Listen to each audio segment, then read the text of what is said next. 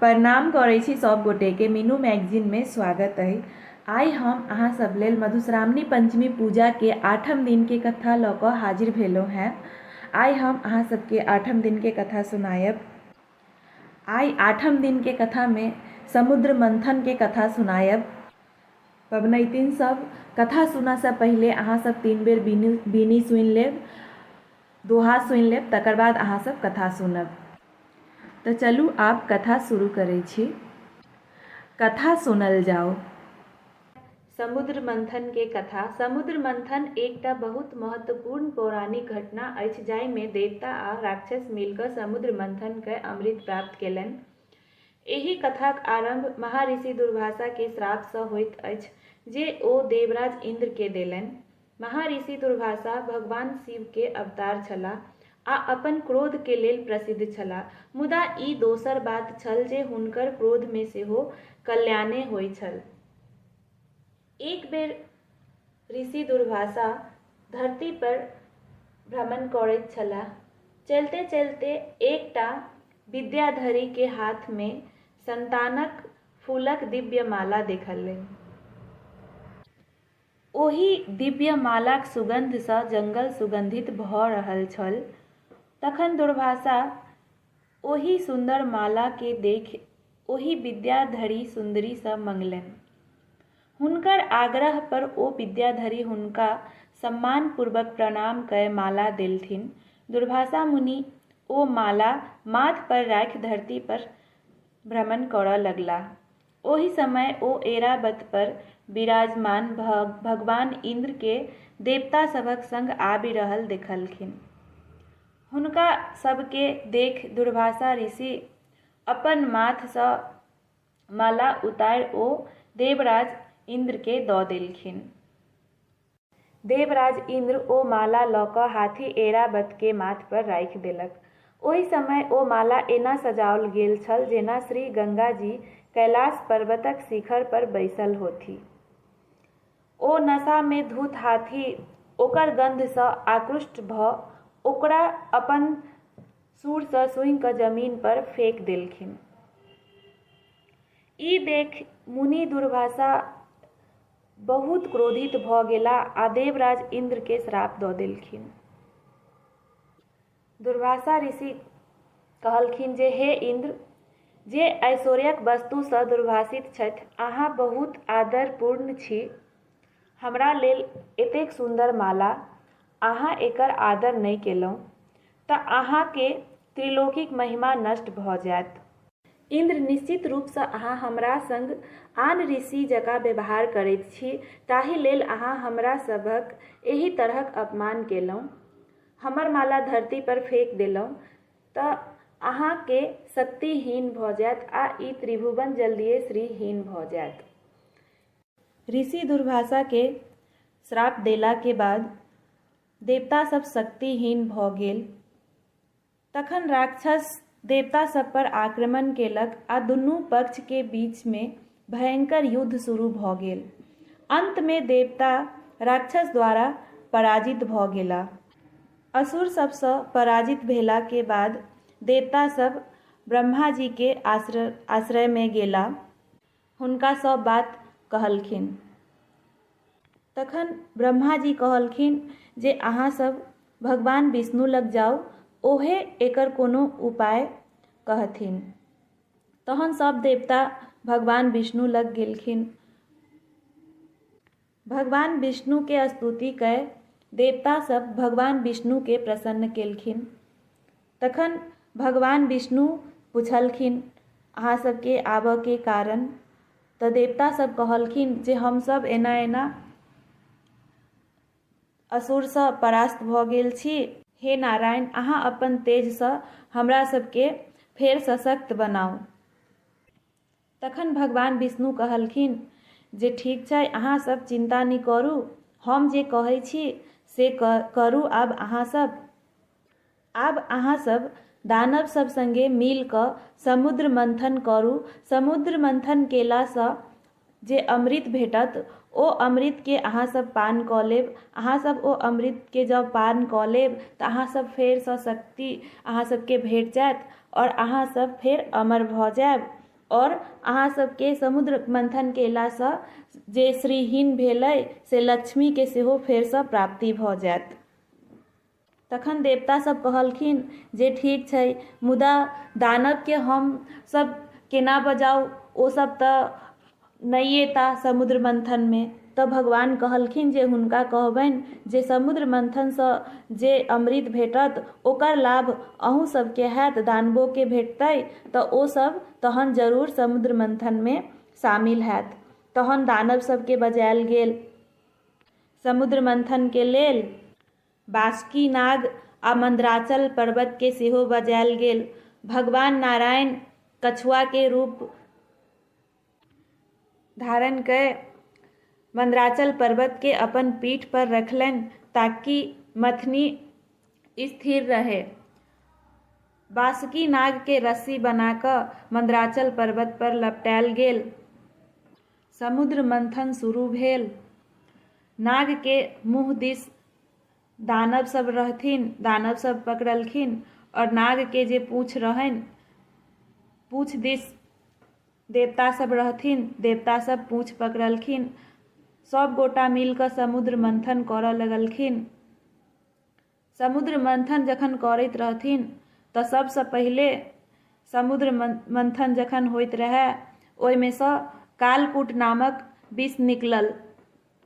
ओ विष के देख कऽ समस्त देवता दैत्य सब चिंतित भऽ गेल। ई विष तऽ पूरे संसार के नष्ट कऽ देत।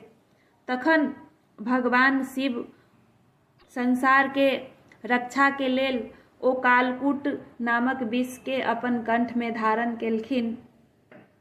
ओ विष के प्रभावसँ भगवान शिव के कंठ नीला पड़ि गेलनि, ताहि लेल भगवान शिव के नीलकंठ सेहो कहल जाइ छनि। जखन भगवान शिव विष के पान करैत छलखिन तऽ तखन ओहिमे सँ विष के किछु बूंद जे रहै से पृथ्वी पर सेहो खसि पड़ल, जे सबसँ पहिले सर्प पान कऽ लेलक, बिच्छू और जीव सब जे रहै से सब सेहो कनि कनि ओ विष के से पीब लेलक। कनि कनि विष हुनको सबके अंदर चलि गेलनि, ताहि लेल अखनो साँप जे काटि लै छै तऽ लोक के विष लागि जाइ छै। विष के बाद जखन फेर समुद्र मंथन होइत छला तखन बाद में फेर कामधेनु गाय निकलल। गौ माता के कामधेनु कहल जाइत छै। कामधेनु यज्ञ में सहायक छला तऽ ऋषि लोक के दऽ देल गेलनि। तकरा बाद घोड़ा निकलल। ओ राक्षस का राजा बलि के देल गेलनि। तकरा बाद कल्प वृक्ष निकलल जे स्वर्ग के लेल देल गेल। तकरा बाद माता लक्ष्मी सेहो निकललखिन। सब तरहक सुख समृद्धि आ सौभाग्य देनिहार देवी लक्ष्मी के जन्म समुद्रक मंथन सँ भेल छलनि। ओ भगवान विष्णु के आशीर्वाद देलनि। तकरा बाद चंद्रमा सेहो निकललखिन। चंद्रमा के जलक कारक ग्रह मानल गेल अछि। चंद्रमाक उत्पत्ति सेहो समुद्रक मंथन के कारण भेल, जकरा भगवान शंकर अपन माथ पर लऽ कऽ चलैत छलाह। तकरा बाद शंख भेटल। शंख विजयक प्रतीक मानल जाइत अछि। हिंदू धर्म में शंख के बहुत महत्व अछि। तकरा बाद मणि भेटल। समुद्र मंथन सँ निकलल ई दुर्लभ रत्न भगवान विष्णु धारण केने छलाह। तकरा बाद अप्सरा निकलल। समुद्रक मंथन सँ अप्सरा निकलल जे बहुत सुंदर आ मनभावन छल। रामव देवलोकक मुख्य अप्सरा में सँ एक छलाह। तकरा बाद वरुणी निकलल। ई एक प्रकारक मदिरा छल जे राक्षस सब राखि लेला। तकरा बाद पारिजात फूल भेटल। पारिजात हर श्रृंगार के स्वर्ग के फूल सेहो कहल गेल अछि। ई समुद्र के मंथन सँ सेहो बनल छल। एकर फूल भगवान शिव के बहुत प्रिय अछि। तकरा बाद भगवान धन्वंतरी भेटल। धन्वंतरी देवता के वैद्य छलाह आ हिनका आयुर्वेदक जनक सेहो मानल जाइत छनि। तकरा बाद सबसँ अंत में अमृत भेटल। धन्वंतरी देव हाथ में अमृत लऽ कऽ समुद्र सँ प्रकट भेला। अमृते के लोभ के कारण असुर सब समुद्र मंथन करऽ लेल तैयार भेल छलाह। तैं जखन धनवंतरी अमृत लऽ कऽ समुद्र सँ बाहर अयला तऽ राक्षस सभक धैर्यक सीमा टूटि गेल आ ओ सब धनवंतरी सँ अमृत छीनबाक प्रयास कयलनि। धनवंतरी सँ अमृत छीनलाक बाद दानव सब पहिने अमृत पीबऽ के लेल आपस में लड़य लगला। ओ सब अपने में अपने झगड़ा करऽ लगलखिन, पहिने हम पीब अमृत, पहिने हम पीब, मुदा केओ पीब नहीं सकला अमृत। ई देख देवता सबके डर भऽ गेलनि जे ई सब यदि अमृत पी लेता तऽ ई सब अमर भऽ जेता। ओ सब देवता सब डर गेलखिन, भगवान विष्णु के फेर कहलखिन जे हे नारायण, आब अहीं किछ करू एकरा सबसँ, अब अमृत अहीं कोनो उपायसँ से छीनू। तखन भगवान विष्णु कहलखिन जे राक्षसक अमृत पीबी अमरत्व प्राप्त करब संसार लेल लाभकारी नहीं अछि। ई कहि भगवान विष्णु मोहिनी रूप धारण कयलनि जे सब तरहक स्त्री गुणसँ परिपूर्ण छलीह। भगवान विष्णु के एहि अवतार के मोहिनी अवतार सेहो कहल गेल अछि। भगवान विष्णु मोहिनी रूप धारण कऽ असुर के बीच चलि गेला। असुर सब पहिने एहन रूप नहीं देखने छलाह, तें सब भगवानक भ्रम देख मोहित भऽ गेल छलाह। तखन मोहिनी बजलीह जे अहाँ सब अनेरे कलह कऽ रहल छी, हम ई अमृत देव दानव में समान रूप में बाँटि देब, से ई लाउ हमरा दऽ दिअ, हम एकरा बाँटि दै छी। एहि तरहें मोहिनी दूटा पाँति बनौलनि, पहिल राक्षसक आ दोसर देवताक, आ छल सँ ओ केवल देवता सबके अमृत पियाबऽ लगलाह। राक्षस मोहित ई बात मोहिनीक आकर्षण में नहीं बुझि सकला, मुदा राहु नामक एकटा राक्षस ई चाल बुझि भेष बदलि देवताक पाँति में बैसि अमृत पीबी लेलक। ओ अमृत हुनकर कंठ धरि मात्र गेले छलनि ताबत में सूर्य आ चंद्रमा राहु के चिन्ह लेलखिन आ भगवान के कहि देलखिन जे ई तऽ राक्षस छथिन, राहु छथिन जे छल सँ देवता सब संगे बैस कऽ अमृत पी लेलखिन। भगवान विष्णु के एहि बातक जानकारी होइते सुदर्शन चक्र सँ राहु के माथ शरीर सँ अलग कऽ देलखिन, लेकिन ओ अमृत पी लेने रहथिन, ताहि सँ राहु के शरीर के दुनू अंग जीवित रहि गेलनि। माथक भाग राहु आ धड़ केतु कहल जाइत अछि। ई दुनू छाया ग्रह अछि। ज्योतिष में हिनका सबके बहुत महत्व छै आ ई दुनू छाया ग्रह के अन्य 9 ग्रह पर विशेष प्रभाव पड़ै छै।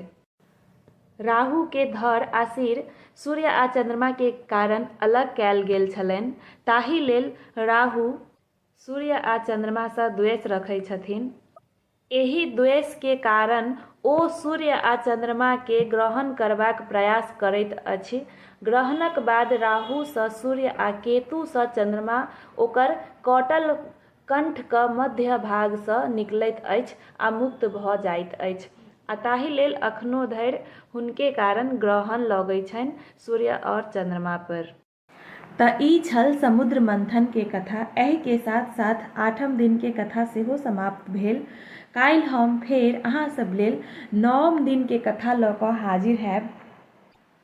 आशा करै छी अहाँ सबके हमर आइ वाला कथा नीक लागल हैत, तऽ लाइक करनाइ नहि बिसरब, लाइक जरूर कऽ देबै अहाँ सब। तऽ आइ हम विदा लऽ रहल छी, काल्हि पुनः हम 9म दिन के कथा लऽ कऽ हाजिर हैब।